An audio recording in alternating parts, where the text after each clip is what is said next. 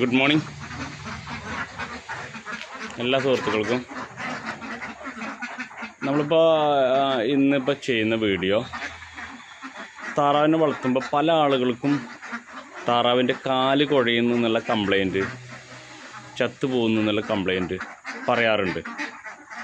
അപ്പോൾ അത് വരുന്നത് നമ്മളുടെ താറാവിനെ വളർത്തി തുടങ്ങുമ്പോഴുള്ള പോരായ്മകളൊക്കെ ഒന്ന് തിരുത്തി കഴിഞ്ഞാൽ എല്ലാം ക്ലിയർ ആവും. അത് ചെയ്യേണ്ടത് ഫസ്റ്റ് അവരുടെ കൂടാണ്. ഒരു കാരണവശാലും അവരുടെ കൂട്ടിൽ നനവ് പാടില്ല, അതേപോലെ കാഷ്ടം കെടുക്കാൻ പാടില്ല. അപ്പം ഈ കൂട്ടിൽ നോക്കിയാൽ മതി. ഈ കൂട്ടിൽ നമ്മൾ ഇട്ടിട്ടുള്ളത് ഏറ്റവും താഴത്ത് ചകിരിച്ചോറാണ്. ചകിരിച്ചോറിൻ്റെ മുകളിൽ കുറച്ച് കുമ്മായം വെതറിയിട്ട് അതിൻ്റെ മുകളിൽ മരപ്പൊടിയാണ് ഇട്ടിട്ട്. മരപ്പൊടി ഇട്ടിട്ട് ഇപ്പോൾ കണ്ടല്ലേ, രാവിലെ വിടുന്ന സമയത്താണ് ഇത് ഫുൾ ഡ്രൈ ആയിട്ടാണ് കിടക്കുന്നത്.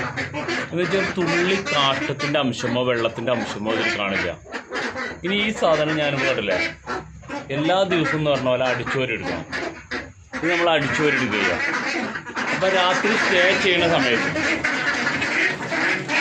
രാത്രി ഒരു താമസം ഇരിക്കുന്ന സമയത്ത് ഇത് ഫുള്ള് ഡ്രൈ ആയിരുന്നു. ഇപ്പോൾ തുവലുകൾ മാത്രമേ ഉള്ളൂ. കണ്ട, ഇതിലൊരു കാഷ്ടത്തിൻ്റെ ഒരു അംശം പോലും ഇല്ല, ഉറച്ച് കിടക്കുകയാണ്. അപ്പോൾ നമ്മളെ സംബന്ധിച്ചിടത്തോളം കൂട് നല്ല ക്ലീനായി കിടക്കുകയും ചെയ്യും, ഇവർക്ക് കംപ്ലൈൻറ്റ് വരും ചെയ്യില്ല. പിന്നെ നമ്മൾ പുറത്തേക്ക് ഇറങ്ങുമ്പോൾ ചളി കുഴപ്പമില്ല, അത് വല്ലാതെ ചളിയിൽ കിടന്നിട്ട് കുത്തി മറിയാതെ നോക്കുക. ശുദ്ധജലം ആണ് ഇവർക്ക് വേണ്ടത്. നമ്മളെ പുതിയ ബാച്ച് താറാവ് ഫുള്ളാണ്,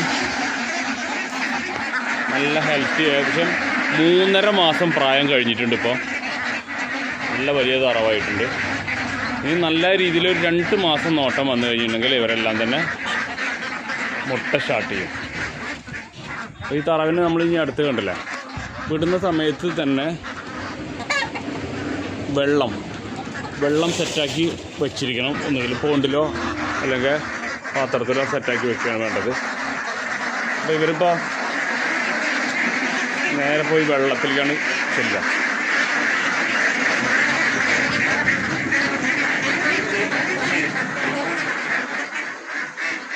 വിൽപ്പനയ്ക്കുള്ള താറാവാണ് ഞാൻ പറഞ്ഞാലും 3.5 മാസം പ്രായമാണ്.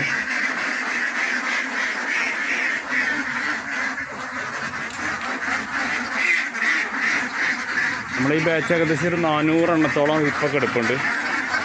കൂടുതലും ഫീമെയിലാണ്.